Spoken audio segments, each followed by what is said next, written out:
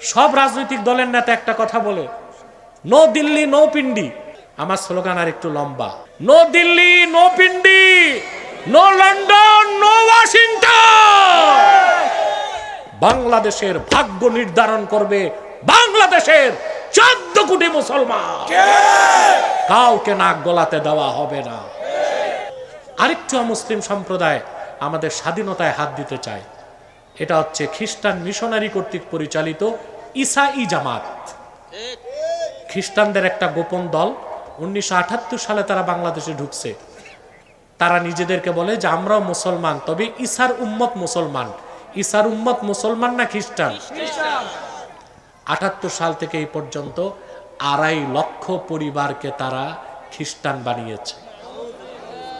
তাদের master plan হচ্ছে কোনো এক সময় খ্রিস্টান সংখ্যা যখন বেড়ে যাবে, বাংলাদেশের একটি ভূখণ্ডকে আলাদা করে তারা একটা স্বাধীন খ্রিস্টান রাষ্ট্র বানাতে চায়।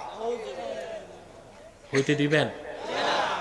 যেমন পূর্ব তিমুরকে খ্রিস্টান বানাইছে, সুদানের দারফুরকে বানাইছে, বাংলাদেশও একটা অংশকে তারা খ্রিস্টান রাষ্ট্র বানাতে চায়।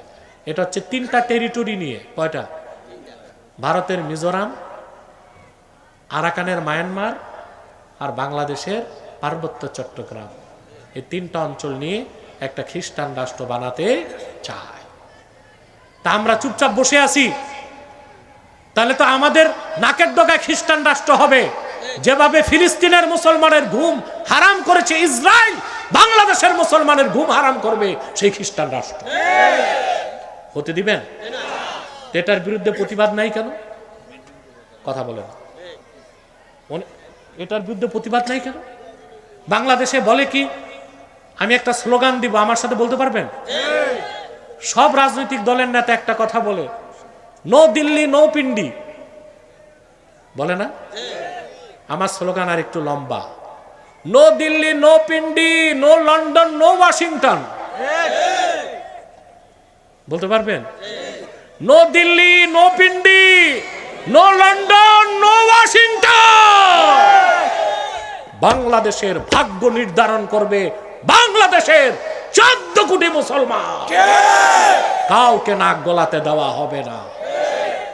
এখন মজবুত হন। আমার ঐক্য যেটা আমি চাই, নন পলিটিক্যাল অ্যালাই, অরাজনৈতিক ঐক্য চাই আমি।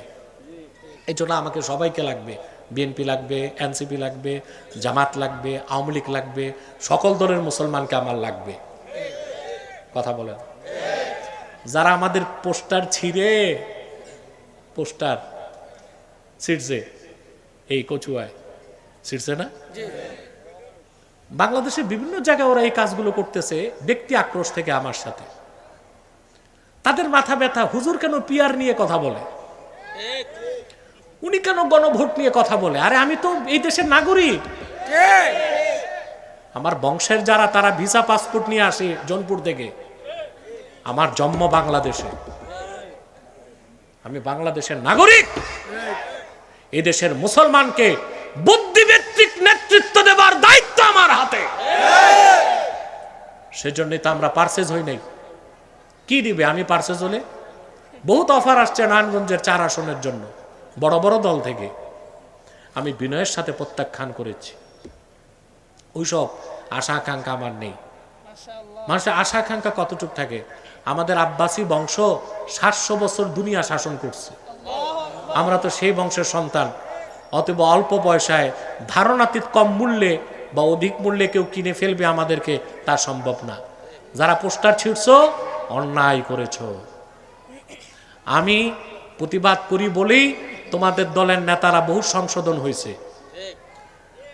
5 আগস্টের পর তোমাদের নেতারা বলতো কল্যাণ রাষ্ট্র চাই। আমি বলেছি তাহলে ইসলামের নামে রাজনীতি করো কেন? আমার প্রতিবাদের পরে তারা ভাষা পরিবর্তন করে এখন বলতেছে ইসলামী কল্যাণ রাষ্ট্র চাই। আমার প্রতিবাদ তাদের ভালো হয়েছে না? কথা বলে না, হয়েছে কিনা? তা আমি তো তাদের কল্যাণ চাই। পোস্টার ছেড়ে কি লাভ হবে?